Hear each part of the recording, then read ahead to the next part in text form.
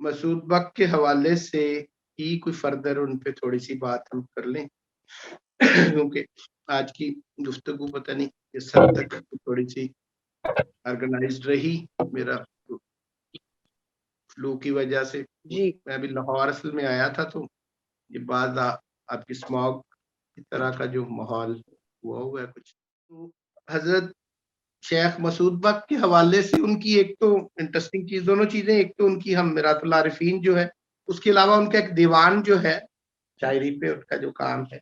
وہ بھی بڑی اہم، اور یہ دونوں آلموسٹ ساتھ ساتھ، اس کے علاوہ بھی ان کی اپنی ویسے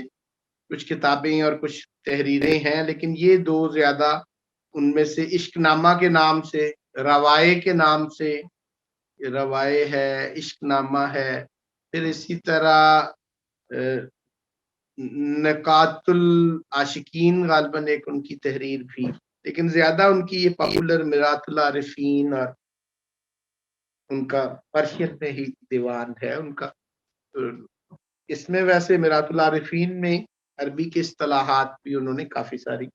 استعمال کی ہیں، اور یہ والی چیزیں بھی، یہ دو زیادہ معروف ان کی جو چیزیں جس کی ہم نے بات کی ہے۔ تو ان کے دیوان کے امیر خسرو کی طرح شاعری کا بھی ان کا جو ذوق ہے، اور وہ چیزیں بھی ساری وہ بھی ان کے دیوان کے اندر، قصیدہ بھی ہے، ربائی بھی ہے، یہ بھی چیزیں ان کے دیوان کے اندر موجود ہیں، غزلس ابھی کام جو ان کا، تو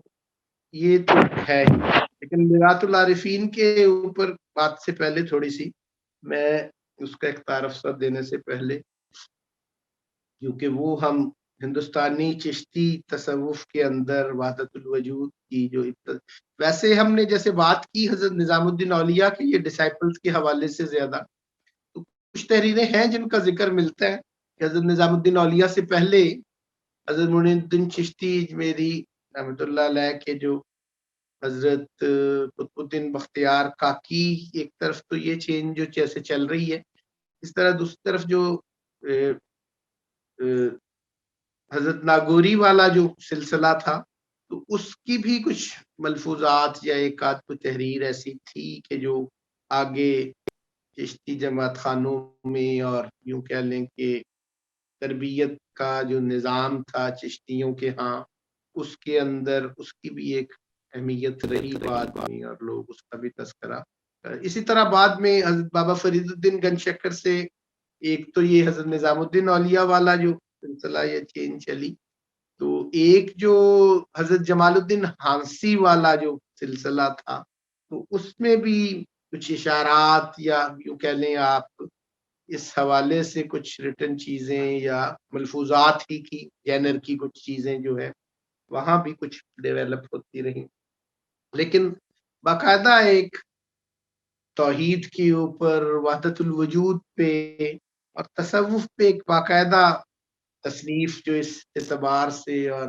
معارف کی ایک مجموعہ جو ہے وہ یہ میرات العارفین کو ہم حضرت مسعود بک کے حوالے سے اس کو قرار دیا جاتا ہے۔ تو حضرت مسعود بک کا جو شہادت کا معاملہ تھا، ایک اس کے حوالے سے انٹرسٹنگ چیز جو تھی کہ بعد میں جب 17th-18th سینچری میں اس کو پوری طرح وہ آہستہ آہستہ پوری کہانی کل کے جیسے آتی رہی ان کے بایوگرافیز کے اندر، اور ان چیزوں میں ابتدائی طور پر کوئی چھوٹی ایک صورت تھی اس قصے کی، پھر ایک بڑے قصے کے طور پہ تو اس میں ایک روایت تو یہ بھی ہے، اور جو آخر میں ڈیولپ ہوئی کہ وہ بھی ادب شیخ سے متعلق ایک اس کے اندر ایک ایلیمنٹ بھی موجود ہے، اور دوسرا حضرت جنید، حضرت بایزید بستامی والی روایت سے ان کا جو تعلق ہے، اور ایکسٹیسی اور شطحات والی جو ایک ہماری تصوف کی روایت اور سکر کی روایت ہے، وہ بھی بنیاد بنتی ہے کہ ان کے اس قسم کا ایک واقعہ کہ وہ جا رہے تھے تو رستے میں کچھ آفیشیلز نے جب انہیں روکا اور پوچھا، تو وہ جوتے سر پہ رکھ کے اپنے جا رہے تھے، تو ان سے پوچھا گیا کہ یہ کیا آپ لے کے جا رہے ہیں اور سر پہ کیوں رکھے ہوئے جوتے، تو انہوں نے یہ کہا کہ یہ اللہ کے جوتے ہیں، خدا کے جوتے ہیں، تو اس لیے میں نے سر پہ رکھے ہوئے ہیں۔ تو اس قسم کی بات تھی ان سے. اور ایک تو یہ بھی نیریٹو ہے کہ اس پہ ان پہ جب پوچھا گیا بعد میں جب ان کو مرڈر کیا گیا تو ان لوگوں سے صوفی بزرگ نے بعد میں جب پوچھا کہ کیوں تو انہوں نے یہ بات کی کہ جس وجہ سے ان کو مرڈر کیا گیا, شہادت ان کی وجہ یہ ہے یہاں. تو انہوں نے اس پہ یہ کہا کہ آپ نے کیا مراد تھی ان کی یا وہ کیا کہنا چاہ رہے تھے یہ تو پوچھا نا. تو وہ بہرحال ایک وجہ یہ تھی کہ وہ مرشد کے جوتے لے کے جا رہے تھے اصل. تو وہ ایک یہ کہا جاتا ہے کہ مرشد کا مقام جو ہے یا شیخ کا مقام جو ہے ان کی نظر میں وہ جو حضرت بایزید بستامی کے ہاں جیسے پناہ کا ایک درجہ شیخ کا ہوتا ہے تو اس میں وہ ایک تفریق نہیں کر رہے تھے. اس میں انہوں نے یہ کہا کہ اللہ کے جوتے ہیں یا یہ ایک وجہ جو اس کی کئی اس کے. لیکن یہ ایک لیٹر ڈیولپمنٹ ہے پوری کہانی جو اس طرح سے ڈیولپ ہوئی. ایک ابتدائی دور میں یہ بھی ہے کہ کئی لوگ اس انداز میں بھی اس کو دیکھتے ہیں کہ جو اتھارٹی آف کنگ تھی یا ایمپرر تھی اس دور میں تو شیخ کے ساتھ ان کی جو وابستگی ہوتی تھی وہ اس میں یہ ایلیمنٹ جو نظر آتا تھا لوگوں کا کہ شیخ کا بہت زیادہ احترام ہے اور کنگ کا ایمپرر کا نہیں ہے, سلطان کا نہیں ہو سکتا تھا. تو اس وجہ سے ان کو مرڈر کیا گیا. ایک پولیٹیسائزڈ ورژن بھی اس کے اوپر اور اس قسم کی کچھ شہادتیں اور بھی ہوئی صوفیہ کے ہاں بھی کہ انہوں نے خود کئی دفعہ یہ پوز کیا کہ شیخ کی اہمیت زیادہ ہے سلطان سے یا اس قسم کی چیزیں ہیں باہر. لیکن بہرحال وہ بھی اس پہ میں کچھ چیز آپ سے شیئر بھی کروں گا ان ڈیٹیل وہ چیزیں پڑھنے کے لیے دیکھنے کے لیے. تو بہرحال ان کی میرات العارفین جو ہے اس کی ایک چیپٹرائزیشن سی انہوں نے جو کی تو حضور صلی اللہ علیہ وسلم کا نام جو ہے وہ تاہا کا جو نام ہے اس کے کوئی ورڈز جو ہیں تو وہ 14 بنتے ہیں کوئی عدد. تو اس اعتبار سے انہوں نے 14 کی ہی ایک چیپٹرائزیشن کی تقسیم رکھی, اسے 14 حصوں میں ہی ڈیوائیڈ کیا میرات العارفین کو. میرات العارفین کی ایک بہت اہم چیز اس حوالے سے اس نیورل ویلیوز کے حوالے سے جیسے ہم نے کہا کہ وہ تاہا حضور صلی اللہ علیہ وسلم کے ایک مسٹیکل نیم کے طور پر بولا جاتا ہے. تو اور اس میں جو ٹاپکس خصوصاً جو ڈسکس ہوئے ان 14 چیپٹرز کے اندر خصوصاً تو تصوف کی چشتیہ ترتیب میں اس دور کے اہم ترین جو موضوعات تھے اس میں جو ایگزسٹنس کا ایک وجود کا اور یہ جو معاملہ ہے اس پہ یونٹی توحید کا جو ایک موضوع ہے اس پہ کافی اس پہ گفتگو ہے اس کے اندر. پھر پیورٹی اور طہارت کے حوالے سے بھی صوفیہ کے ہاں اس پہ بھی بات ہے. صوفیہ کی کچھ ویژنز جو ہیں اس پہ بھی یہ بھی اس کے موضوعات میں شامل ہے. ڈسائپل شپ مریدی کے اوپر جو ہے وہ بھی اس میں چیزیں موجود ہیں. تو سینٹ ہوڈ یا مسٹک کانشسنس کے حوالے سے بھی اس میں چیزیں, پھر سماع کے حوالے سے بھی اور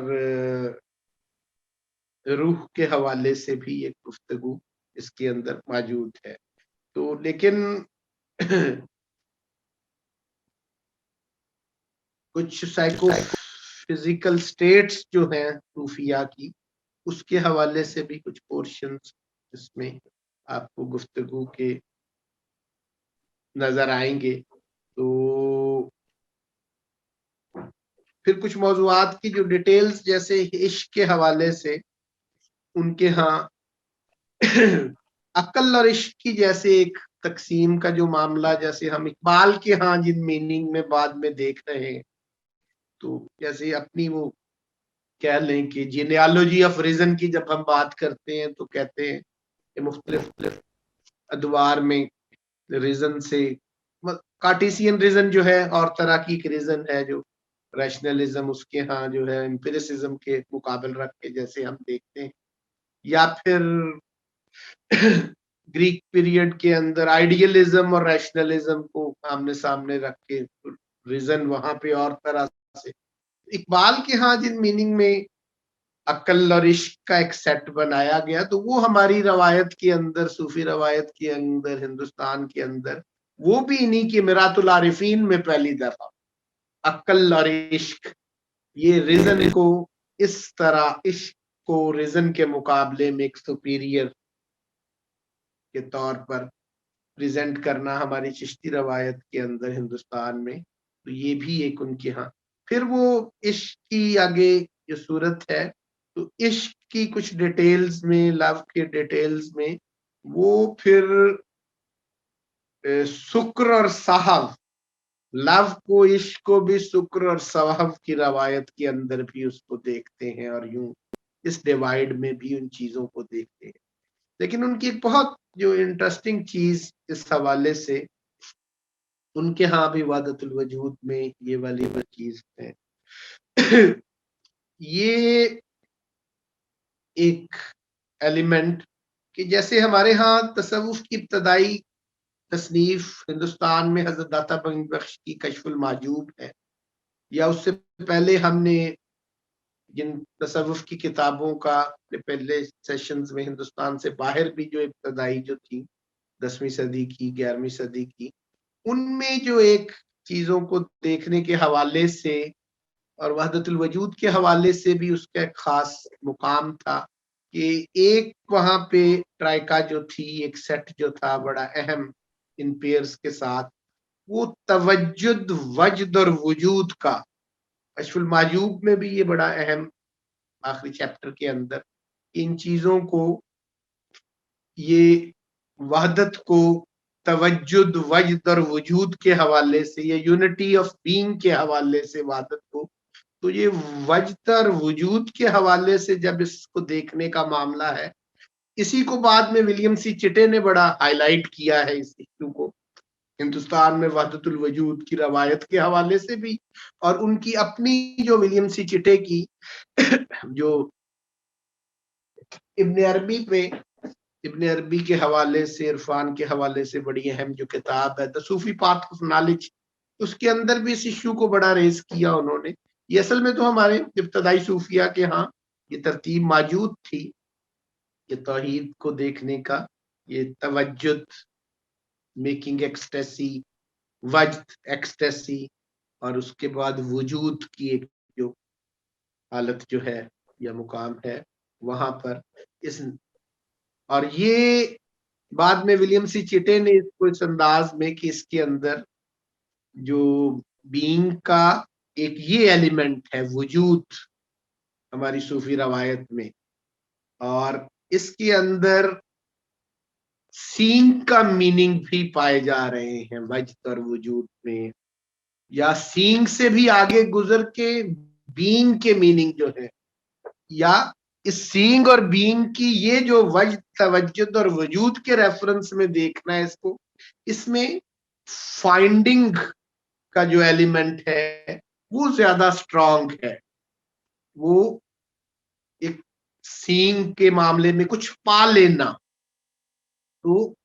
और कुछ हो जाना उस पाने के नतीजे में, तो ये बड़ा एक तरीका हमारी रवायत के अंदर तसव्वुफ की, तौहीद की में देखने का। लेकिन इनके यहाँ फिर पहली दफा मिरातुल आरिफीन में जो एक नया सेट इंट्रोड्यूस हो रहा है इस अंदाज में हिंदुस्तान के अंदर, फिर उसको वो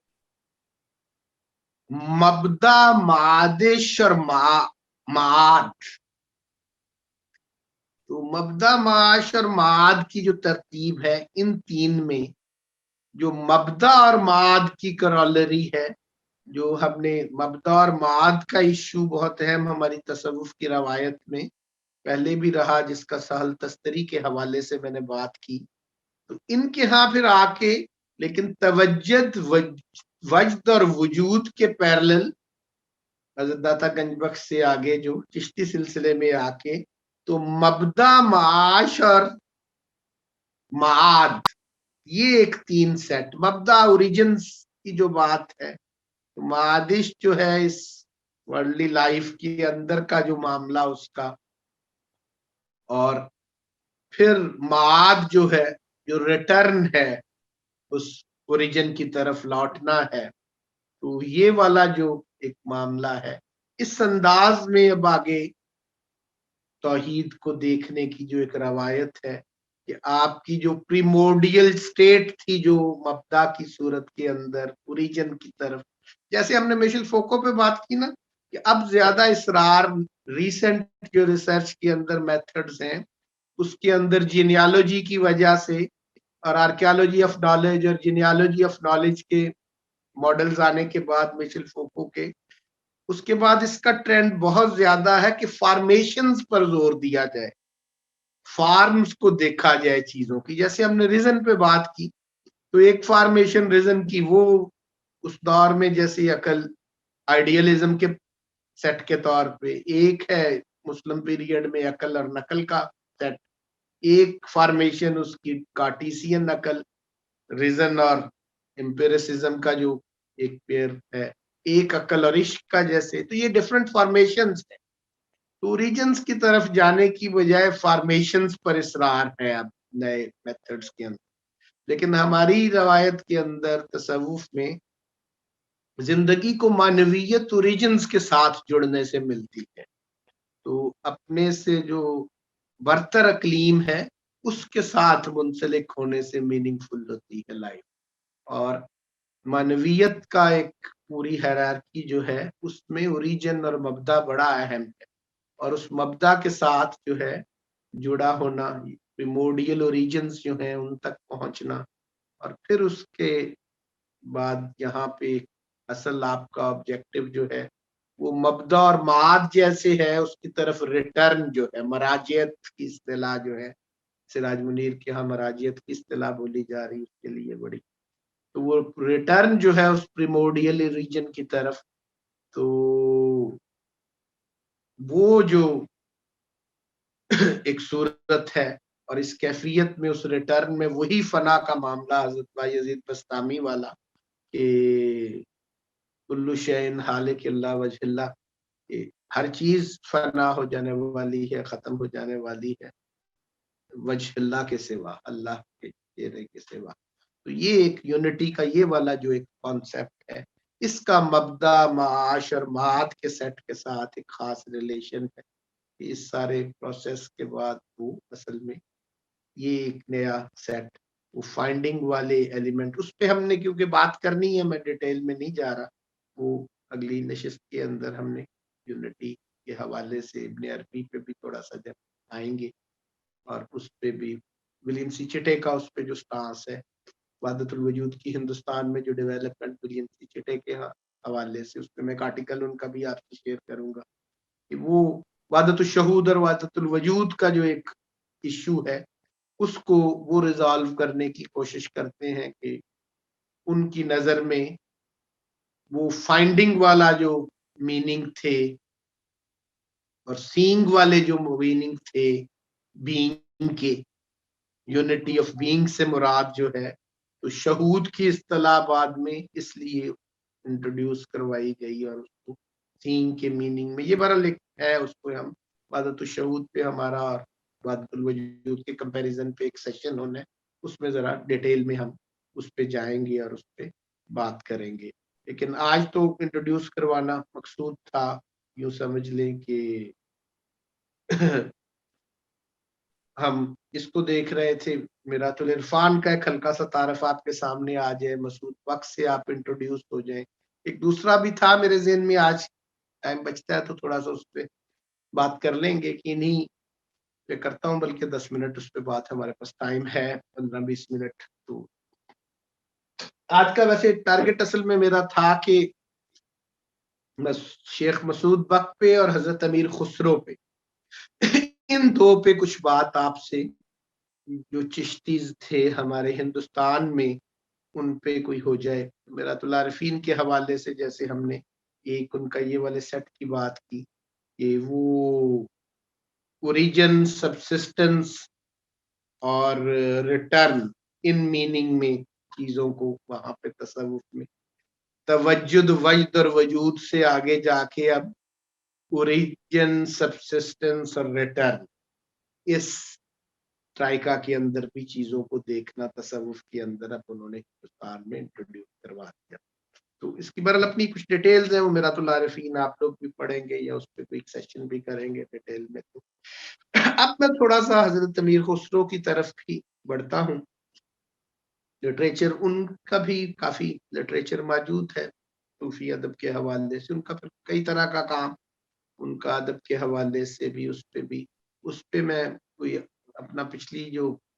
हुआ था सेशन उसकी जो रिकॉर्डिंग है वो भी शायद शेयर कर दूं कोई एक दो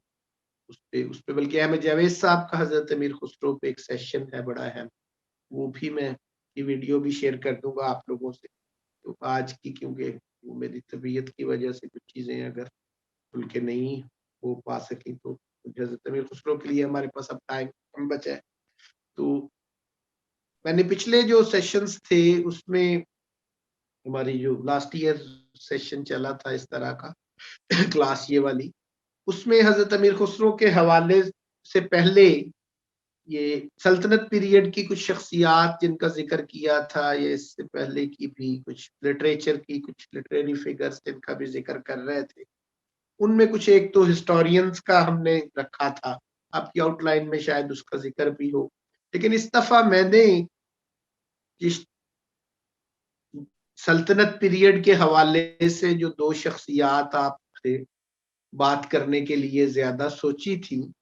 वो शेख मसूद बक और हजरत अमीर खुसरो, ये दो शख्सियात तय की हुई थी। और आज का सेशन असल में तो इन शख्सियात को भी किसी हद तक इंट्रोड्यूस करने का, लेकिन वो इंट्रोड्यूस करने से पहले थोड़ा सा मैंने उस दौर को, उस माहौल को, उस दौर के लिटरेचर की सूरत हाल को और उस एक मुकम्मल फिजा को सामने लाने की साथ कोशिश की कि वो हिस्टोरिसाइज करना चीजों को जरा ज्यादा सहूलत के साथ हो जाती हैं, वो किया आज की इस नशिस्त में। बकिया 10-15 मिनट में कुछ हजरत अमीर खुसरो पे, हजरत मसूद बक और हजरत अमीर खुसरो की जैसे हम बात कर रहे हैं, इनके हवाले से एक बात मैंने वो अपने पिछले साल के सेशन में भी वो कही थी कि इन शख्सियात की सिलेक्शन और इनको रखना, ये इंतखाब जो था इन शख्सियात का सल्तनत पीरियड की मारिफत की रवायत और तसव्वुफ की रवायत और उसके नतीजे में कुछ शख्सियात की बात जो हमने करनी थी,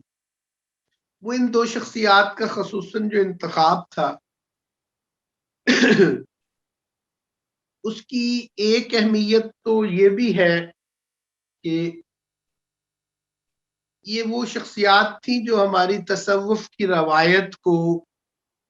इनमें यूं समझ लें कि वो मुजस्सम हो रही थी, वो इनकी शख्सियात की सूरत में कुछ शख्सियात में भी ढल गई हमारी वो इरफानी रवायत। ये आइकन्स हैं यूं समझ लें हमारे सल्तनत पीरियड के तसव्वुफ की, हमारी चिश्तिया सिलसिले की खसूसन जो मार्फत की रवायत है उसके पैदा किए हुए इंसान हैं। और इसमें एक खास हजरत अमीर खुसरो भी और हजरत शेख मसूद बक भी उसकी एक नुमाइंदगी है, उस पूरी हमारी इंटेलेक्चुअल ट्रेडिशन की ये लोग। और इनकी अहमियत इस हवाले से भी कि जैसे हम इकबाल की बात करते हैं ना, इकबाल के यहाँ कुछ तसव्वुरात, जैसे इकबाल के यहाँ मर्द मोमिन का तसव्वुर, तो अब बड़ा उसका जोर है बंदा मोमिन का, मर्द मोमिन का, इकबाल की नज्मों में, इकबाल की फिलॉसफी में, इकबाल के तसव्वुर खुदी में, इकबाल का मर्द मोमिन, उसके ऊपर बड़ा रिसर्च का काम भी होता है। कभी नीटशे के सुपरमैन के साथ उसको कंपेयर करके देखा जाता है, कभी वो इंसान कामिल जो है उनके साथ उसका एक कंपैरिजन अब्दुल करीम जीली के किया जाता है। तो लेकिन बहरहाल एक जो बड़ा डिफरेंस जिसकी मैं बात करने जा रहा हूँ कि इकबाल का वो मर्द मोमिन जो है ना, वो एक तसव्वुर है, एक कॉन्सेप्ट है, उसकी आगे पर्सोनिफिकेशन आपको नजर नहीं आएगी। وہ ایک تصور تو ہے، کچھ شخصی وجود کی صورت میں ڈھلتا ہمیں نہیں آتا اپنے معاشروں میں نظر، اقبال کا تصور انسان. لیکن ہماری تصوف کی روایت کا، ہماری چشتی معرفت کی روایت کا، عرفان کی روایت کا جو تصور انسان ہے وہ صرف ایک آئیڈیل نہیں ہے، وہ ایکچولائز ہوتا بھی ہمیں نظر آتا ہے. شیخ مسعود بک ہیں، حضرت امیر خسرو ہیں، یہ لوگ اصل میں اس بات کی علامت ہیں کہ وہ تصور انسان، چشتیوں کا تصور انسان، وہ ایکچولائز بھی ہوتا رہا ہے تاریخ کے اندر، وہ پرسونیفائی بھی ہوتا رہا ہے، وہ شخصیتوں میں بھی اترتا رہا ہے. ایسا نہیں ہے کہ اقبال کے محضر مومن کی طرح صرف تصور ہے تو یا نیٹشے کے سپرمین کی طرح ایک کانسیپٹ ہے. تو چشتیوں کے ہاں ان آئیڈیلز کی ایکچولائزیشن کا معاملہ ہے، اور اس کی بالکل ڈفرنٹ ڈائمینشنز، جیسے میں نے کہا حضرت امیر خسرو کے ہاں اور شیخ مسعود بک کے ہاں اس کی پرسونیفیکیشن کے ایک جو ڈفرنٹ جو اسلوب ہیں وہ بھی ہمیں نظر آتے ہیں. تو حضرت مسعود بک کے ہاں ہم نے اس کی صورت دیکھی کہ حضرت جنید بغدادی اور حضرت جو ہمارے روایت تھی منصور حلاج کی، اس کی پرسونیفیکیشن ہمارے ہندوستان میں کس انداز میں ہو رہی ہے. تو وہ ایک شخصیت ہمارے سامنے ڈھل کے آ رہی ہے، اس انداز میں وہ سامنے آئی. بعد میں ہمارے ہاں اس طرح کی اسی روایت کو آگے شخصیتوں میں اس انداز میں ڈھلنا، وہ ہمارے شتاری سلسلے کے اندر، مول پیریڈ کے اندر اس کی ہم بات کریں گے، وہاں بھی بڑی اسٹرانگ رہی ہے. اور یہ ہندوستان میں اس کا بڑا نام پہلا شیخ مسعود بک ہے اس حوالے سے. تو یہ ایک چیز، حضرت امیر خسرو بھی وہ چشتیوں کا تصور انسان پرسونیفائی جب ہوتا ہے تو کیا شخصیت پیدا ہوتی ہے، اس قسم کے انسان ڈھلتے ہیں. ہند اسلامی تہذیب کے نمائندہ انسان کیا ہوتے ہیں، وہ شکر اور صاحب کی روایت کے اندر حضرت مسعود بک اور حضرت امیر خسرو جو ہے تو وہ محض آئیڈیاز نہیں ہیں، وہ ایک ایکچوئل سچویشن بھی ہوتی ہے. دوسرا ان لوگوں کی ہماری آئیکونک اس اعتبار سے بھی ہے کہ ہند اسلامی تہذیب کے ایک مسلمان کا ایک آئیڈیل جو صورتحال ہے، یہ اس کے لیے بھی کہ یہاں کے ہندوستان کا اسلام کیسے ڈھل رہا تھا اس تصوف کی روایت کی وجہ سے یا چشتی روایت کی وجہ سے، معرف کی جو یہاں پہ ڈیولپ ہو رہی تھی. تو ان کی حیثیت، ان شخصیات کی، اس میں ویسی سمجھتا ہوں کہ جیسے آپ یوں سمجھ لیں کہ ویسٹ کی رینیسانس کی جب ہم بات کرتے ہیں، نشت ثانیہ کی، تو وہ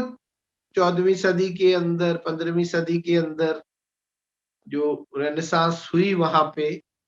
وہ ایک تو فرسٹ رینیسانس تھی کہ جس میں کلاسیکل لٹریچر کی طرف لوٹنے کا ایک معاملہ تھا، گریک تھاٹ کو اور گریک لٹریچر کو اور یہ سارے کلاسکس کو پھر سے رواج ملنا اور یہ چیزیں بھی شروع ہو رہی تھی. دوسری ایک سیکنڈ رینیسانس اس کے اندر جو ڈیولپ ہوئی، جو ماڈرن ورلڈ کریٹ کرنے کا سبب بنی آگے جا کے، اس میں ایک بہت اہم نقطہ آغاز جیسے میں کہتا ہوں کہ ان کے ہاں بھی یہ انٹرسٹنگ چیز تھی. یہ رینیسانس تبھی ہوتی ہے یا کسی تہذیب کے نمائندہ لوگ جب پیدا ہوتے ہیں تو تبھی تہذیبیں ڈیولپ ہوتی ہیں، محض تصور انسان کے سے نہیں ڈیولپ ہوتی، وہ ایکچولائز بھی جب ہوتے ہیں تو اس سے تہذیب ڈیولپ ہوتی ہے. تو ویسٹ کے اندر لیونارڈو ڈاونسی اس کا ایک بڑا اہم آئیکن ہے، جس کی میں پچھلے سال بھی میں نے اس پہ بات کی تھی، اس پہ بھی ایک آرٹیکل شیئر کروں گا میں آپ لوگوں سے کہ لیونارڈو ڈاونسی یوں کہہ لیں کہ وہ حقیقت میں ایک فرد نہیں تھا، ایک شخصیت نہیں تھا، بلکہ وہ آنے والا ماڈرن ورلڈ تھا. اس فرد کی ایکچولائزیشن نے در حقیقت مغربی تہذیب کے اگلے 1000 سال کا تعین کر اس کی، جیسے مثال آپ کہتے ہیں کہ 2 چیزیں لیونارڈو ڈاونسی کی سیکنڈ رینیسانس کے حوالے سے، لیونارڈو ڈاونسی نے کیا کیا اس نے ماڈرن ویسٹ کی بنیادیں رکھ دی، اور رینیسانس سیکنڈ رینیسانس بھی اس کو کہہ رہے ہیں. اس کے اندر جو 2 ارج تھی بہت زیادہ، ایک چیزوں کو یوں کہہ لیں کہ اس نے آرٹ کے اندر یہ ٹرینڈ پیدا کیا کہ آئیڈیل کو پینٹ کرنے کی بجائے ایکچوئل کو پینٹ کیا جائے. لیونارڈو ڈاونسی سے پہلے آرٹ کی جو روایت تھی تو اس میں پریاں پینٹ کرنے کا ٹرینڈ تھا، اس میں فرشتوں کو پینٹ کرنے کی چیزیں تھی، آئیڈیلز کو پینٹ کرنا اور ڈپکٹ کرنا آرٹ کے ذریعے یہ بڑا ایک ٹرینڈ تھا. تو لیونارڈو ڈاونسی نے آ کے ایکچوئل پینٹ کرنے کی کوشش، عام سی عورت بھی پینٹ کر دیتا تھا، مونالیزا پینٹ کر دیتا تھا، ضروری نہیں کہ وہ پریاں اور فرشتے پینٹ کیے جائیں. تو یہ آئیڈیل کی بجائے، ریئل کی بجائے ایکچوئل کو بھی پریزنٹ کیا جائے، وہ بھی پینٹ کیا جائے. ایک تو یہ اس نے ایک شفٹ دی تھی. دوسری یہ اس کے اندر ایک کچھ نیا کرنے کی خواہش تھی جس کے تحت وہ اس پہ گیا. دوسرا اس نے وہ نیا کرنے کے اندر ہی پھر کئی انوینشنز بھی کی، اس نے کئی کام کیے. اس کی لائف کو بھی پڑھنے کی ضرورت ہے رینیسانس کو سمجھنے کے لیے، ماڈرن ویسٹ کو سمجھنے کے لیے. تو دوسرا اس نے یہ بھی کوشش کی چیزوں کو ان کو ایگزیکٹ کرنا اور ان ڈیٹیل کرنا، یہ بھی بڑی اس کی آرٹ کے اندر کہ اس نے اگر کوئی ایک فرد کرنا ہے پینٹ تو اس کی وہی پینٹنگز آج اناٹمی کے اندر بھی کام آ رہی ہیں. اتنی ڈیٹیل میں پینٹنگز دے دی اس نے انسانی اعضاء کی اور انسانی جسم کی، بدن کی، کہ وہ بے شمار ڈسپلنز میں اناٹمی کے اندر ان کا استعمال بھی نکلا.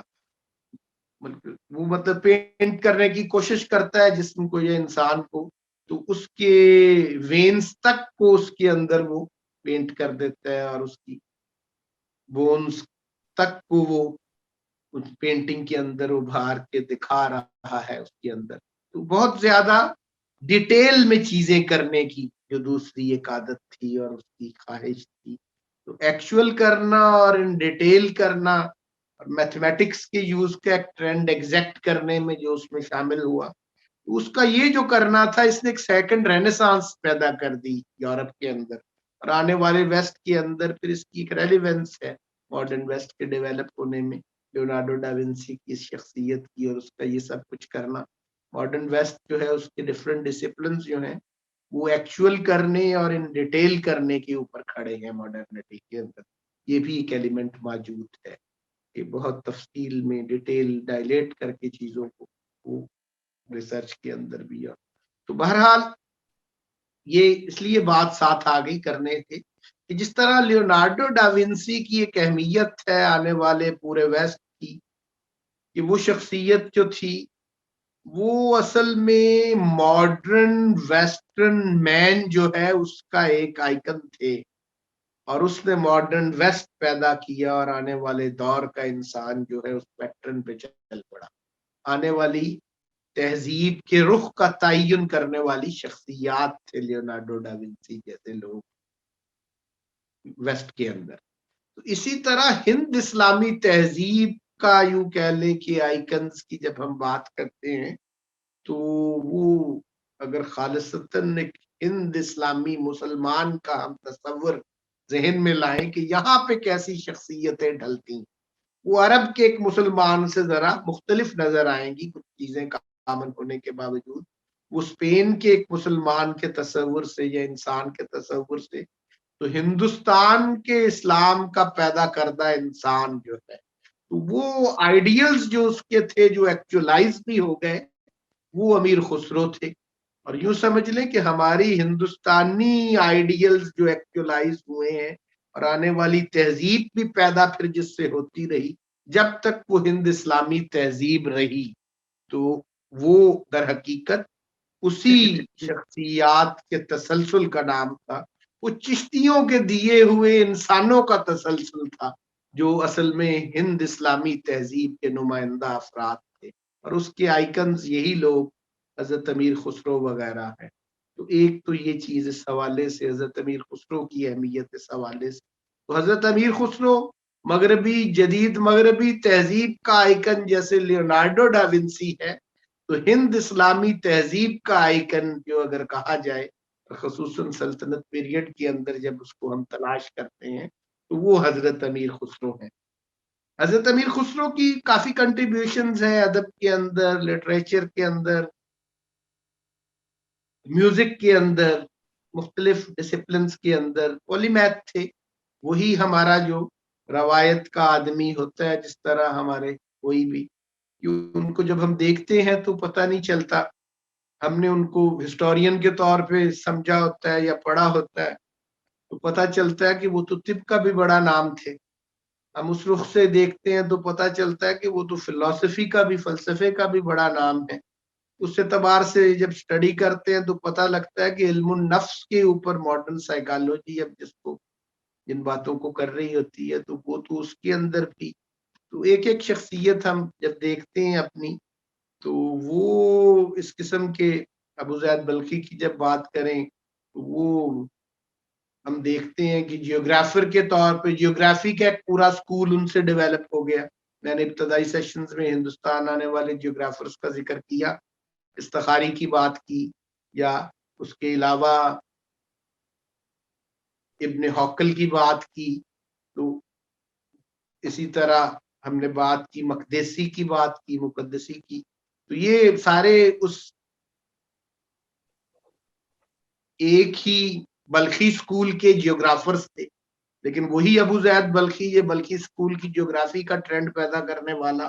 اس سائیکالوجی کا بھی، مسلم سائیکالوجی کا بھی اوریجنیٹر نظر آئے گا آپ کو. وہ طب کا بھی ایک بہت بڑا نام لگے گا. تو وہ یہ معاملہ تھا. تو امیر خسرو بھی اسی قسم کی شخصیت تھے کہ تصوف کے اندر حضرت نظام الدین اولیاء کو بڑا پیار تھا ان سے. تو بلکہ بعد میں خلیفہ بھی ان کو وہ بنانا چاہتے تھے، اپنا خلافت ان کو دینا چاہتے تھے دلی میں ان کو، مرکز کے اندر. لیکن لوگوں کا اعتراض بعد میں جب آتا ہے، اور کہا بھی لوگوں نے کہ وہ حضرت ان کی جگہ جب بنایا گیا، جن کا میں نے حضرت نصیر الدین چراغ دہلوی بنے خلیفہ، تو کچھ لوگ یہ اعتراض کرتے ہیں کہ ان کو کیوں نہ بنایا گیا. تو حضرت نظام الدین سے بھی اس قسم کی روایتیں ہیں. کچھ لوگوں نے یہ پوچھا تو انہوں نے کہا کہ یہ تو اوپر سے ہوتا ہے، میں نے بنانا ہوتا تو حضرت امیر خسرو کو بنا. تو مطلب ان کے ساتھ افیلیشن، وابستگی، مرید کے ساتھ تعلق جو ہے مرشد کا، تو محبت جو ہے، تو یہ ایمپتھی جس کی بات ہم نے کی ان کے ہاں، تو یہ چیزیں اب تصوف کے اندر بھی بہرحال ان کا ایک مقام اس سے اندازہ ہو رہا ہے. تو موسیقی کے اندر بھی، تاریخ کے اندر بھی، ادب کے اندر بھی. اور اس قسم کے جیم تھے کہ سلطان بلبن کا بیٹے کو جب اس نے خواہش کی کہ گورنر بنا دوں ملتان کا، تو اس نے ایک شرط پہ ملتان کی گورنری لینی قبول کی کہ حضرت امیر خسرو میرے ساتھ ہوگا، تو مجھے کمپنی کریں تو میں گورنر ملتان بن جاتا ہوں، چلا جاتا ہوں. شہزادہ محمد، وہ بعد میں پھر ہمارے دیپال پور میں منگولوں کے حملے میں شہید ہوئے. شہزادہ محمد امیر خسرو بھی وہاں پر قید ہوئے ان کے ساتھ، اور وہاں پہ پھر جو انہوں نے نظمیں لکھی وہ بھی شاہکار. تو ہر طرف سے ان کا جو ایک کام، ایک پولیمیتھ کے طور پہ دیکھنا، ایک ہندوستانی تہذیب کا ایک جو اسلامی فرد جو ہے اس کا ایک پوری جو ایک شکل، یہ تو چیزیں بہرحال آ گئی سامنے. ایک پچھلی سال کی گفتگو میں نے ان کے بھی ایک پہلو پہ خصوصاً جو بات کی تھی وہ آپ سے بھی شیئر کر دوں. وہ بڑا ایک اہم ان کا کہ ہندوستان کے اندر اسلامی تہذیب اور اسلامک انٹلیکچوئل ٹریڈیشن کی ڈیولپمنٹ کو سمجھنے کے کئی رخ ہو سکتے ہیں. عرفان کی روایت کے اندر بھی ہم نے اس کو تھاٹ کے اندر کتابوں کے ذریعے بھی دیکھ رہے ہیں، فکر کے ذریعے بھی دیکھ رہے ہیں، اس فکر کی پرسونیفیکیشن کے ذریعے بھی دیکھنے کی بات کر رہے ہیں، شخصیات میں بھی اس ان شخصیات کی کنٹریبیوشنز ڈفرنٹ ڈسپلنز میں، اس سے بھی وہ سمجھ آتی ہے کہ مسلم انٹلیکچوئل ٹریڈیشن ان انڈیا کو سمجھنا ہو تو اس کو موسیقی کی روایت میں بھی سمجھا جا سکتا ہے، اسی عرفان کو، اسی انٹلیکچوئل ٹریڈیشن کو، کسی میں بھی. اور وہ بھی امیر خسرو کے حوالے سے اس کا ایک خاص مقام ہے. اس کے اوپر بہرحال ایک اور رائے بھی ہے، لیکن ایک زیادہ یہی ہے موقف کہ جو یہ بات ہم شروع سے ڈیولپ کر رہے ہیں کہ ہندوستان کی اسلامی تہذیب بھی ایک ڈسٹنکٹیو انٹلیکچوئل ٹریڈیشن ہے. وہ اپنی اسلام کے دیگر خطوں سے بھی ایک ڈفرنٹ انٹلیکچوئل ٹریڈیشن ہے تمام یونٹی کے باوجود.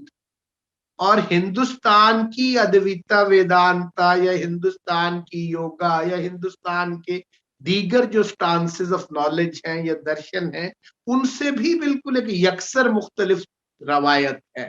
اور چشتیوں کی یہ پوری، میں جو لٹریچر کی بات آپ سے کی اور ان سب چشتیوں کا، ان میں یہ ایلیمنٹ تو آپ کو نظر آئے گا کہ ان نان مسلمز کو ہندوستان کے کو دعوت کی غرض سے ان کی ٹرمینالوجی میں بھی بات کر لیتے تھے، ان کی زبانوں میں بھی بات کر لیتے تھے. انہوں نے یہ نہیں کیا کہ یہاں کی ادویتا ویدانتا کو یا یہاں کے یوگ کو اسلامائز کر دیا، بلکہ انہوں نے اسلام کو لوکل لیول کے اوپر ایکسپریس کر دیا اور بیان کر دیا یہاں کی زبان میں اور یہاں کے انسانوں کے ساتھ گھل مل کے اور ان کی سطح پہ اتر کے. تو یہ بالکل ریورس میں ہے دیکھنے کی چیز. ہم تصوف کو، اسلامی تصوف کی روایت کو اس انداز میں دیکھتے ہیں کہ شاید عربی کی اصطلاحات میں ہم نے اپنشد اور بھاگوت گیتا اور ویدک لٹریچر کو منتقل کر لیا، یا ادویتا ویدانتا یا یوگا کو ہم نے اصل میں اسلامک ٹرمز کے اندر بیان کر دیا ہے ہمارے صوفیہ نے. ایسا ہرگز نہیں ہوا. ہمارے صوفیہ نے تو اصل میں قرآن اور حدیث کو ہندوستانی کلچر اور ماحول کے اندر ٹرانسلیٹ کر دیا. یہ ایک بالکل ریورس اپروچ ہے اور اس کی ایک ہندوستانی مینیفیسٹیشن ہے، اور ہمارے چشتی صوفیہ اس کا بہت بڑا ثبوت ہے اور علامت. ان چشتی صوفیہ کی زندگی آپ دیکھیں گے تو اس سے یہ چیز آپ کو بڑی واضح ہو جائے گی، اور ان کی اس تحریروں کو جب دیکھیں گے ان چشتیہ سلسلے کی تو آپ کو ان کی تھاٹ نظر آئے گی بہت زیادہ ایک ڈسٹنکٹ تھاٹ کے طور پہ. اس کی میں ایک مثال دیتا ہوں اس حوالے سے، اور وہ حضرت امیر خسرو کے حوالے سے ہے بہت بڑی، کہ حضرت امیر خسرو نے موسیقی کے اندر بے شمار چیزیں، کچھ انسٹرومنٹس کے حوالے سے بھی ان کے بارے کہا جاتا ہے، اور بھی ایک ان کے حوالے سے کچھ لوگوں کا خیال ہے کہ نہیں، ان کی نہیں، لیکن زیادہ یہی رائے ہے کہ موسیقی کے اندر جو موسیقی کی خاص صورت جو ہے وہ ہندوستان میں پہلے نہیں تھی. وہ انٹروڈیوس جو ہوئی وہ ہے خیال گائکی. اب یہ خالصتاً اسلامی تہذیب کی پیدا کردہ ہے خیال گائکی. ہندوستان کی اپنی گائکی دھرپد گائکی تھی. تو دھرپد گائکی اور خیال گائکی کا جو فرق ہے وہ یوں سمجھ لیں کہ وہ سمجھ کے بھی یہ سمجھ آ جاتی ہے کہ ادویتا ویدانتا اور وحدت الوجود میں کیا فرق ہے. موسیقی کا بندہ بھی اپنے ڈسپلن میں اس چیز کو سمجھ سکتا ہے کہ خیال گائکی ایک امیر خسرو کی دی ہوئی، اسلامی تہذیب کی دی ہوئی، وہ ایک بالکل ڈسٹنکٹ ایک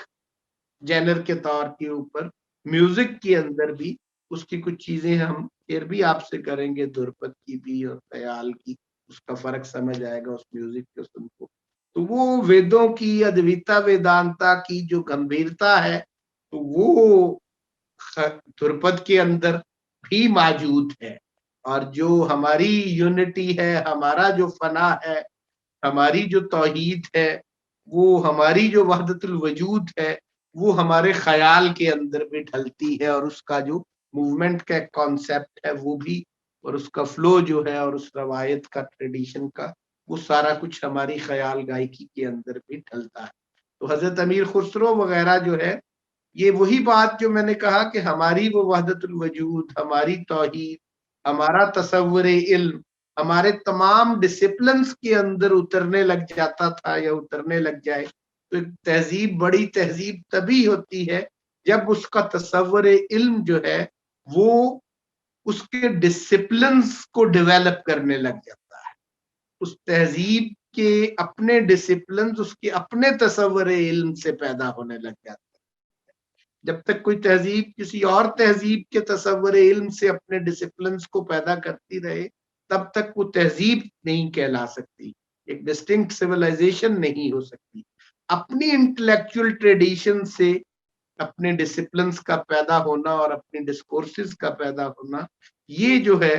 एक तहजीब को तहजीब बनाता है। और इस हवाले से जो हम बात की कि ये चिश्ती रवायत को देख के और चिश्तियों का स्टेट्स के साथ या सल्तनत के साथ कोई इस किस्म का अलायंस ना होना, इन चीजों को देख के ये मॉडर्न कई थेरीज जो हैं जैसे मिशेल फोको वगैरह की, कि नॉलेज एंड पावर का जो नेक्सस की बात होती है और इल्म जो है वो नॉलेज जो है वो पावर से ही पैदा होता नजर आता है, तो हमारे रवायती माशरों में ऐसा नहीं होता था। वहां नेक्सस नॉलेज और पावर का नहीं था, वहां पे जो नेक्सस था वो इल्म और ताकत का नहीं था। वहां पर जो है पेयर था जो या नेक्सस जो था वो नॉलेज, पावर, ताकत और इल्म की बजाय वो इखलाक और इल्म का होता था। वहां इल्म इखलाक के ताबे था, वहां इल्म ताकत के ताबे नहीं था। हमारी रवायत के अंदर, हमारी हिंदुस्तानी इस्लामी रवायत के अंदर और चिश्ती इरफान की रवायत इस थीम को एस्टेब्लिश करने का भी एक बहुत बड़ा जरिया है कि इल्म की प्रोडक्शन जो है वो हमारी मारफ की रवायत के अंदर वो इखलाक के ताबे होती है, वो ताकत के ताबे नहीं होती, वो इक्तदार के ताबे नहीं होती, वो अकदार के ताबे होती है, वो वैल्यूज के ताबे होती है। तो चिश्तीज की जो रवायत है, चिश्ती के मारफ जो हैं और चिश्तीज के पैदा किए हुए जो इंसान हैं, जिनमें से दो की मैंने आज आपको बात की और उनमें एक बहुत बड़ा नुमाइंदा शेख मसूद बख्श जो है वो भी जो मैंने बात की, तो इनका पैदा किया हुआ इल्म भी ये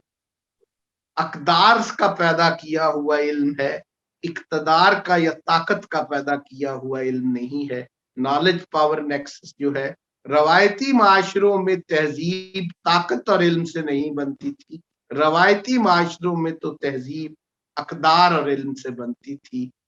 और अकदार का जो निज़ाम होता है, जो वैल्यूज का जो सिस्टम होता है, वो इरफान के साथ और मारफ के साथ मुतल्लक होता है। वो यूं कह लें उसका ताल्लुक उतरी हुई समझ से होता है, उतरे हुए मानी से होता है, समझे हुए मानी से नहीं होता। हमने इसकी वजाहत इरफान के हवाले से पिछली नशिस्त में की थी कि उसका ताल्लुक उन अकदार का हमारे मारुफ और हमारे अहवाल के साथ होता है, हमारे इखलाक का और हमारे तसव्वुर इंसान का भी और हमारे इंसानों की एक्चुअलाइज होने का भी। और उनका जो आगे इल्म का पैदा करने का मामला है वो यूं समझ लें कि उस यूनिटी के साथ आगे डाइवर्सिटी ऑफ नॉलेज की क्रिएट होती रहती है। तो इन वक्त से हम कुछ ऊपर चले गए 5-10 मिनट, और भी बात अगर होनी हुई तो मैं यहाँ पर बात को खत्म करता हूँ एक दफा कि ये आज की नशिस्त में थोड़ा सा हमने इस मौजू को ही टैकल करना चाहते थे और कोशिश की कि इस सूरत हाल में भी हम किसी हद तक इसको मैं आपको कन्वे कर पाऊँ बात की। और उसमें हमने दो शख्सियात को किसी हद तक देखने की कोशिश की। मजीद तो ये है कि आप खुद भी शेख मसूद बख्श को और हजरत अमीर खुसरो को ज्यादा से ज्यादा पढ़ें, उनकी चीजों को भी देखें, जिंदगी को भी देखें और उनकी जिंदगियां जो हैं वो भी मतलब है। और ये हमारी चिश्ती रवायत के एक्चुअलाइज होने का नाम है, उनके मुजस्सम हो जाने का नाम भी है। ये हमारे चिश्ती शयूख के पैदा किए हुए ये नमूने हैं शख्सियत के, और यही हमारी तहजीब के आइकन्स हैं। اور یہی ہند اسلامی تہذیب جس کو ہم کہتے ہیں اس کے نمائندہ انسان ہیں یہ لوگ. یہ آپ کہہ سکتے ہیں جس انٹلیکچوئل ٹریڈیشن نے کو ہم اسٹڈی کرنے جا رہے ہیں یا کر رہے ہیں وہ انسان کیسے پیدا کرتی ہے, تو یہ اس کی نمائندگی ہے جس کا ہم نے آج ذکر کیا. اور آج کا سیشن یوں کہہ لیں کہ ایک طرح کا سلطنت پیریڈ کے لٹریچر کے ریویو بھی اور ساتھ ان شخصیات کو بھی, آئیکنز کو بھی سامنے لانا, اور اس کے بہانے سے ہند اسلامی فکر کو اور انٹلیکچوئل ٹریڈیشن کو, ہماری عرفان کی روایت کو سلطنت پیریڈ کے اندر, جو در حقیقت سلطنت پیریڈ کے اندر چشتی روایت جو ہے وہ بذات خود ہند اسلامی تہذیب کی وجہ سے ہی ایک ڈسٹنکٹ روایت ہے. تصوف کے باقی سلسلوں سے اس کا تھوڑا سا جو فرق ہے وہ بھی اس ہماری ہندوستانی روایت کی انٹلیکچوئل ٹریڈیشن کا ہونے کی وجہ سے. جی جناب, آواز ٹھیک رہی ہے اس دوران؟ کوئی جی پرابلم تو نہیں؟ ٹھیک ہے جی. اس پہ کوئی بات اگر اب ہے آپ لوگوں کے ذہن میں, جو لوگ جی پچھلے نشست میں کچھ آج جیسے نئے پارٹیسپینٹس, ایک شازیہ غالباً بتایا تھا نام انہوں نے, تو وہ اگر کوئی پچھلے سیشن سن لیں گی تو ہماری کچھ چیزیں جو جن کا میں نے اشارتاً صرف بات کر دی وہ ہمارے پچھلے کچھ سیشنز کے تھیمز کی ہی آگے طرف اشارے تھے, کیونکہ اس میں ان سیشنز کی ریکارڈنگ سنیں گی تو ان کے لیے بھی یہ چیزیں زیادہ کار. ہاں جی انجب صاحب, میں کافی کچھ سمجھ گئی ہوں, لیکن میں ان کتابوں کی تلاش کر رہی تھی جو میرۃ العارفین وہ نہیں مل رہی, میرات العارفین اور وحدت مجھ سے بولا نہیں جا رہا, پہلے والا جو فوائد والا وہ مل گئی ہے, لیکن باقی فوائد الفوائد وہ تو ضرور پڑھے, ہر بندہ پڑھے. ہاں جی, لیکن کہاں سے ہم لے لیں؟ لاہور میں بیسڈ ہوں تو, لیکن مجھے سمجھ میں نہ کہاں سے خریدوں. یہ ہفتونیس سے بھی مل جائے گی, لاہور میں بیسڈ ہے تو یہ آپ کو پرووائڈ کر دیں گے. فوائد اچھا الفواد بھی ان کے پاس بھی, ویسے بھی یہاں پہ نہیں تو ہفتونیس میں کوثر صاحب ہیں, وہ ان کے ذمے ہیں کتابوں کا معاملہ, وہ مارکیٹ سے بھی آپ کو پرووائڈ. میں ڈھونڈتی رہی ریڈنگز اور لبرٹی بکس پہ, وہ وہاں نہیں ملی مجھے. ادھر تو معاملہ کافی ہے, میں بھی بلکہ ریڈنگز اور ان پہ پہلے کافی چیزیں مل جاتی تھی, کلاسکس بھی, اور یہ اب کچھ کم ہو گیا کتابوں کا معاملہ بک سٹورز پہ بھی ہمارے نا. ہاں جی, بس اسی کی پریشانی ہے مجھے, باقی تو میں سمجھ گئی ہوں فالو, کیونکہ میں خود منسلک ہوں اپنے شیخ سے, شیخ محمد الحقانی, اور ایک درویش ہے جن کے اوپر میں ان کی زندگی کے بارے میں ایک فلم بنا رہی ہوں, ڈاکٹر مزمل خان. تو پھر اس سلسلے میں نقش بندی ہوں, کافی مطلب ڈوبی ہوئی پہ تو ہم نے ویسے تو بھی. مغل پیریڈ میں بات کرنی ہے زیادہ جا کے, جنید بغدادی کے وہ بھی خاص انداز میں انشاءاللہ. چلو میں اچھے وقت پہ جوائن کر چکی ہوں. بالکل, بہت بڑا بہت اچھا شکریہ جی, بہت مزہ پھر آیا. تو ہماری کلاس میں آپ کا آنا, آپ ایک شیخ کے ہاں ساتھ جی, منسلک بھی ہیں, اور آپ سے بھی جی سیکھنے بالکل, کا موقع ہم سب کو ملے گا انہی کی وجہ سے میں آئی ہوں, مجھے تو کچھ بھی نہیں پتا تھا. ہستونیس بس ہوتا وہی جو جی وسیلے ہی جاتے ہیں. پھر بہت بہت شکریہ, بہت بہت مزہ آیا آج جی, جزاک اللہ خیر جی.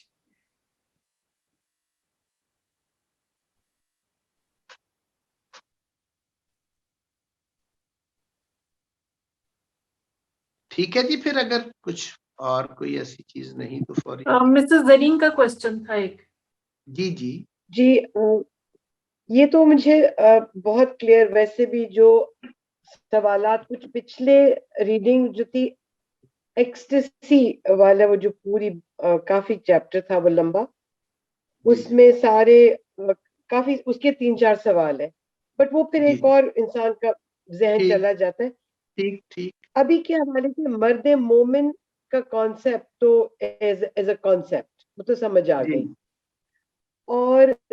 جو ایکچولائزیشن ہے کیونکہ چشتیہ ورچوز اور ویلیوز کی یہ روایت سے ایکچولائزیشن ہے خسرو میں, حضرت خسرو میں. اور تو یہ بتائیں کہ حضرت مسعود بخت میں یہ ان کی یو کین سے ریپرزینٹیٹیو. تو وہ جو انسان کامل ہے ابن العربی کا، جی کیا کہہ سکتے ہیں یہ پہلا سٹیپ ہے اس کا؟ یہ جو امیر خسرو اور مسعود بخت ہے، یہ اس طرح کی actualisation of the values and virtues, تو انسان کامل ابن العربی کا کیا یہ کچھ ملتی جلتی چیزیں ہیں کہ یہ سٹیپ ہے، لیولز ہیں؟ جی جی اس میں یہی یہ کتاب کا نام جو مرات العارفین ہے نا، تو مرر آف ناسٹکس نبی اکرم صلی اللہ علیہ وسلم کو کہا جا رہا ہے. تو جی اس مرر سے مطلب ہے کئی طرح کے ناسٹکس جو ہیں وہ ایمرج کرتے ہیں. اس آئینے میں لوگ جو ہے اپنا عکس تلاش کرتے ہیں تو ڈھونڈتے ہیں. تو یہ آج والی جو شخصیتیں تھیں یہ اصل میں تو وہی انسان کامل کی ہی بات ہے، لیکن وہ انسان کامل ہندوستان میں کیسے ایمرج کرتا چلا جاتا ہے. وہ ہو سکتا ہے اسپین میں ایمرج کرے تو اور انداز میں کرے. اسی مرر کے اندر مرر میں جب چیزوں کو آپ ہندوستانی رخ سے جب مرر میں جائیں گے تو وہاں سے ریفلیکشنز اور طرح کی آئیں گی. تو اسپین سے جائیں گے یا تو اس سے کیا فرق آ رہا ہے، تو وہ جو ایک ڈسٹنکٹیو کریکٹر ہے شخصیت کا، تو اسی سانچے کے اندر ہماری انٹلیکچوئل ٹریڈیشن کے مختلف جو سرکلز ہیں اس کے انسان کیسے کیسے ڈھل رہے ہیں ہر جگہ. تو یہ ہندوستان کی جو نمائندگی ہے ہماری انٹلیکچوئل ٹریڈیشن کی، اسی آئیڈیل مین کی، اسی انسان کامل کی طرف بڑھنے کا جو ایک سفر ہے، تو وہ یہاں پہ کیسے طے ہو رہا تھا اور ہو رہا پری کالونیل پیریڈ تک ہوتا رہا. تو کالونیل پیریڈ میں آ کے تو پھر بدل گیا، مررز ہی بدل لیے ہم نے اپنے. تو اب ادھر تو مرر وہی چل رہے تھے. تو یہ ہندوستان میں وہ اسی کی پرسونیفیکیشن ہے، اسی کی. تو ایک لائن اور تھی اگر تھوڑا سا اس میں ٹائم لے لوں. ابو یزید بستامی کہتے ہیں کہ I became subsistent in the attributes. Now subsistent in the attributes conceptually کس نے کہا آپ کہہ رہی ہیں؟ جی اسی آرٹیکل میں ایکسٹیسی کے آرٹیکل میں تھا I became subsistent in the attributes. تو subsistent in the attributes کیونکہ subsistence تو ہوتی کہ آپ کو منیمم پہ جیسے subsistence گزارا ہو سکتا ہے، تو اس میں attributes پہ subsistence کیسے ہو سکتی ہے؟ I became subsistent in the attributes. یہ ایک علیحدہ ڈیبیٹ ہے پوری، اس کے دو پہلو ہیں. ایک تو اس کا سبسسٹنس والا معاملہ اور ایک ایٹریبیوٹس کے ساتھ اس کا جو ریلیشن ہے کہ فنا اور بقا کا تعلق یا ذات خداوندی سے ہے یا صفات خداوندی سے ہے. تو یہ ایٹریبیوٹس کے ساتھ ریلیشن شپ اس کا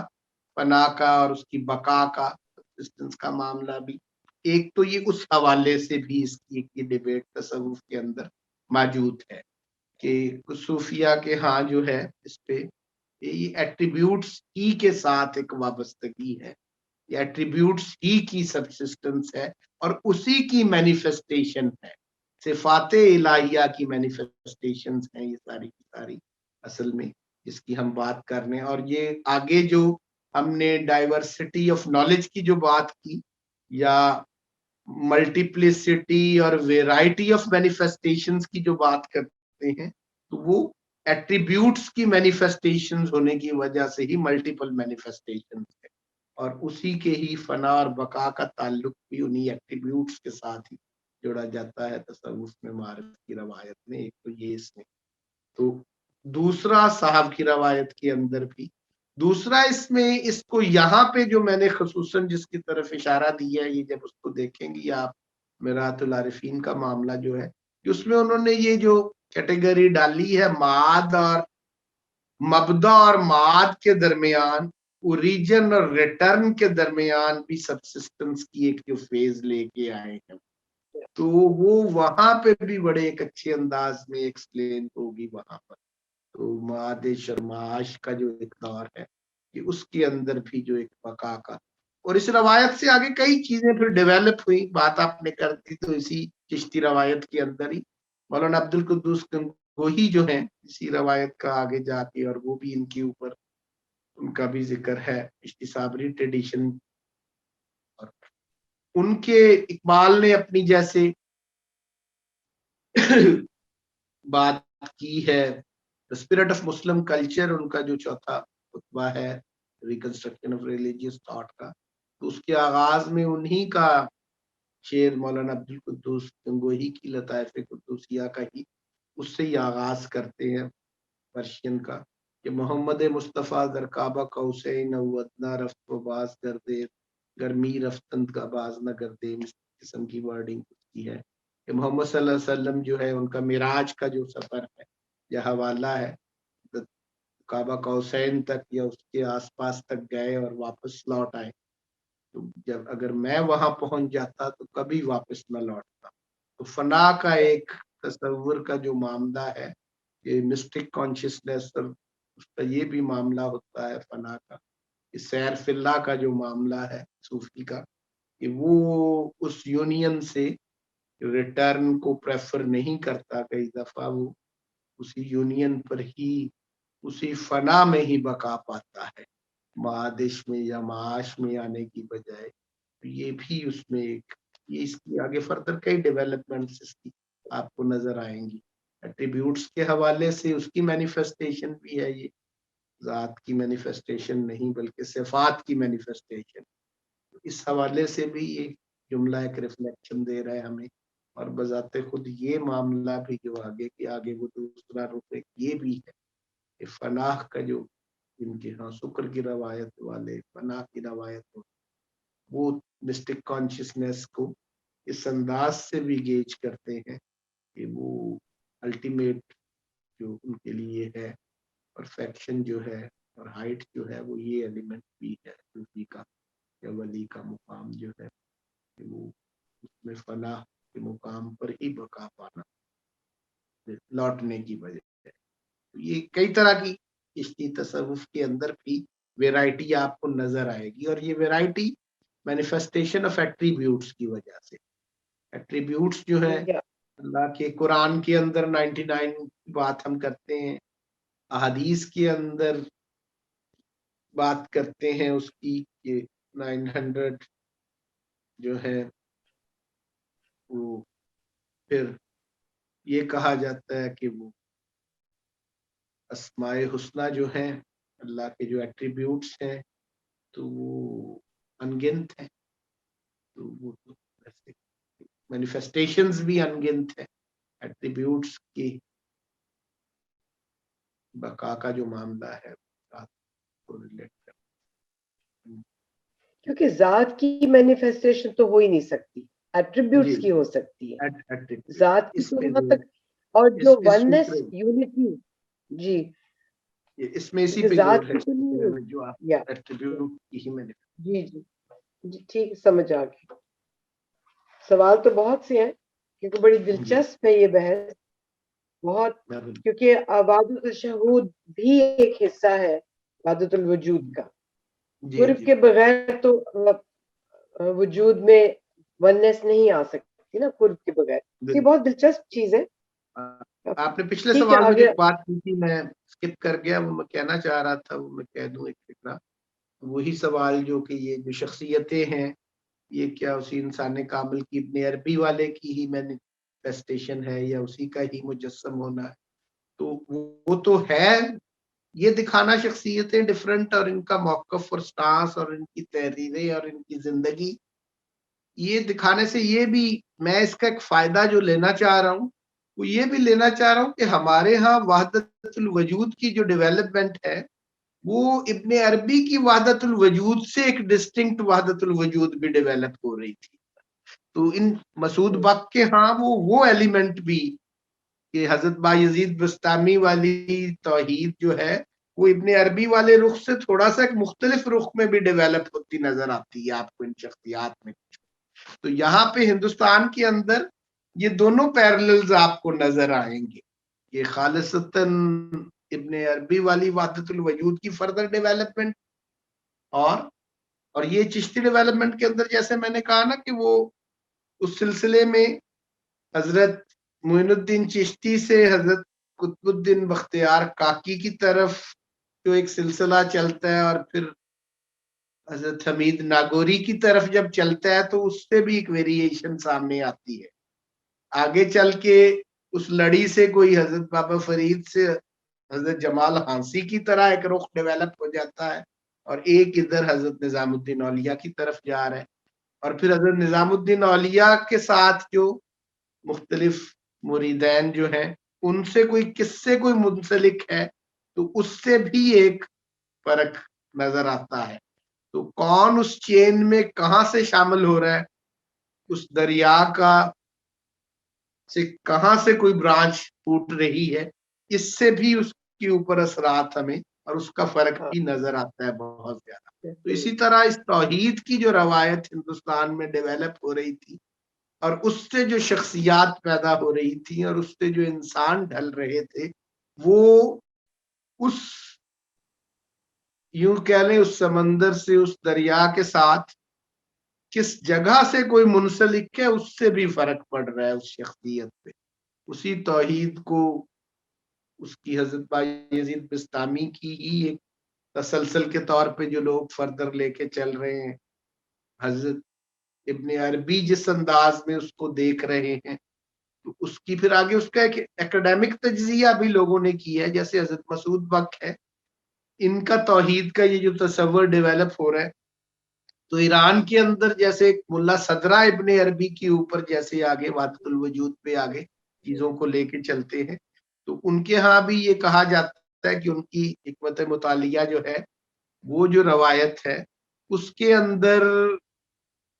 यूं कह लें कि इरफान और इशराक मिलता हुआ दिखाई देता है आपको। इब्न अरबी के साथ जो है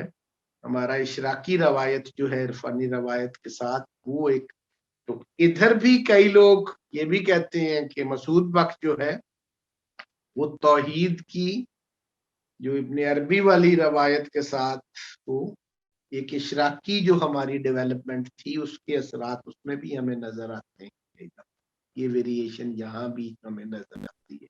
तो वो तौहीद को, वहदतुल वजूद को हमारे हिंदुस्तान में देखने के आगे मुहब्बुल्लाह अलाहाबादी पे भी देखेंगे कि वो अब इब्न अरबी को कैसे आगे लेके चलते हैं, वहदतुल वजूद को और इन लोगों का। तो बस यही पर्पस यही है इस इंटेलेक्चुअल ट्रेडिशन को देखने का और हसन ईस्ट में इन एक्टिविटीज का, इस कोर्स का, कि हम कुछ किसी हद तक सिर्फ वो प्री सल्तनत पीरियड में जैसे हमने कहा था कि सिर्फ मोहम्मद बिन कासिम की हद तक महदूद होने की बजाय उससे थोड़ा सा ऊपर उठने की कोशिश करें चीजों को देखने की। तो सल्तनत पीरियड में इन नामों को भी जो हम बहुत ज्यादा फेमिलियर नहीं है, जैसे शेख मसूद बक का जिक्र आज हो गया, अमीर खुसरो के नाम से मुतारफ होते हैं अक्सर लोग, तो वो भी सामने जब आएंगे, इसी तरह जैसे मैंने कहा कि हजरत निजामुद्दीन औलिया के और जो आगे उनके मुरीदैन थे और उनसे मुंसलिक जो थे और उनसे आगे जो सिलसिले चल रहे थे, तो उसमें हमारी जो दिल्ली से हटकर जो प्रोविंशियल डेवलपमेंट है वहां पे भी बड़ा बड़ा काम है। और इस पे हम आखिरी सेशन में जब पहुंचेंगे तो हम जिन नताइज पे पहुंचेंगे कि असल में तो वो सिर्फ बहुत ज्यादा हमारी चिश्ती रवायत डिसेंट्रलाइज्ड की थी, तो डेवोल्यूशन और डिसेंट्रलाइजेशन का बहुत बड़ा मॉडल है हमारी चिश्ती रवायत। ये सिर्फ दिल्ली में नहीं थी, ये दौलताबाद के अंदर आप बुरहानुद्दीन, हजरत बुरहानुद्दीन गरीब वगैरह की जब बात कर रहे हैं तो हमें बंगाल के अंदर भी हमें अब दिल्ली से हटके यकदम हजरत कुतुबुद्दीन बख्तियार काकी के बाद पंजाब के अंदर खिलाफत हजरत बाबा फरीद के पास, तो ये पूरी हमारी इरफान की रवायत हिंदुस्तान की तो अलहदा, उसका जो एक खास सिलसिला हम जिसकी बात कर रहे हैं चिश्तिया सिलसिला, यही इतना ज्यादा मतलब है इसका नेटवर्क प्रोविंशियल लेवल पे, प्रोविंशियल से आगे जाके बहुत ज्यादा नीचे, ये मैं तो बल्कि वो इनको विलेज रिपब्लिक्स कहता हूँ, हिंदुस्तान के जो देहात थे वो हर देहात के अंदर सूफिया का एक जो मामला था और औलिया का, और उसका बहुत बड़ा सबूत आज भी आप किसी देहात में चले जाएं तो उसके किसी कब्रिस्तान को विजिट करके देख लें तो हर कब्रिस्तान के अंदर उन औलिया में से किसी न किसी एक का मज़ार आपको नजर आ जाएगा। तो ये उनकी प्रेजेंस जो है हमारे एक एक करिए में, एक एक गांव में, तो बहुत ज्यादा वो मतलब पेरिफेरी के अंदर भी, सिर्फ सेंटर तक महदूद नहीं। आज की दुनिया की इल्मी और इंटेलेक्चुअल जो ट्रेडिशंस हैं वो बहुत ज्यादा सेंट्रलाइज्ड होती हैं और सेंटर तक महदूद होती हैं, पेरिफेरी में उस पे काम नहीं हो रहा होता। हमारी इरफानी रवायत पे पेरिफेरी के अंदर भी बहुत काम हुआ है, विलेज रिपब्लिक्स के अंदर भी काम हो रहा है, प्रोविंशियल लेवल पे भी बहुत काम है। तो ये वहां पे, और बल्कि वो अभी अनवील होने वाले हैं वो काम, उनमें से कई पब्लिश ही नहीं हुए, उधर हैं अपने अपने उन चेन्स के पास, उन सिलसिलों के पास, उनके पास महफूज है, मखतूते पड़े, ट्रांसक्रिप्ट्स उनके मौजूद हैं उनके पास। तो वो अभी एडिट होने की जरूरत है, पब्लिश होने की जरूरत है। बहुत बड़ा सरमाया है वो हमारे हिंदुस्तान के अंदर, और उससे एक और तरह की पिक्चर सामने आएगी। प्रोविंशियल लेवल पे हमारे मारिफ की जो कंट्रीब्यूशन है, हमारे सूफिया की जो है, उसकी अपनी एक लंबी डिटेल है।